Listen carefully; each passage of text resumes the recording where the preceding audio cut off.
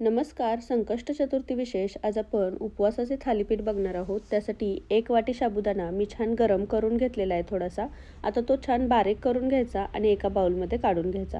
आता याच बाउलमध्ये एक उकडलेला बटाटा आपण छान किसून घेणार आहोत. उकडलेला बटाटा किसून घेतला की यामध्ये हिरवी मिरची, थोडंसं मीठ घालायचं आणि हे सगळं मिश्रण आपण छान एकजीव करून घेणार आहोत. गरज पडल्यास तुम्ही थोडंसं पाणी घालून हे छान पीठ मळून घेऊ शकता. आता तुमच्याकडे कोथिंबीर, जिरं आणि आलं जर उपवासाला वापरत असतील तर तेही घातलं तरी चालेल. थोडंसं पीठ भिजवण्यासाठी साईडला ठेवायचं. तोपर्यंत चटणी बघूयात. मिक्सर जारमध्ये थोडंसं सुकं खोबरं, हिरवी मिरची, थोडा दाण्याचा कूट, मीठ घालायचं आणि यामध्ये एक बेडगी मिरची घालायची. याने चटणीला सुंदर कलर येतो. थोडंसं पाणी किंवा दही घालू शकता. बारीक वाटून घ्यायचं.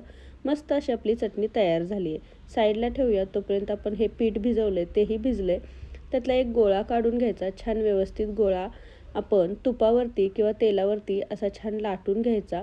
हा छान व्यवस्थित लाटून घेतला की इकडे मी तवा गरम करायला ठेवला आहे. तवा गरम झाला आहे. यावरती छान आपण थोडं साजूक तूप घालणार आहोत आणि यावरती हे थालीपीठ छान दोन्ही बाजूंनी तूप लावून खरपूस असं भाजून घेणार आहोत.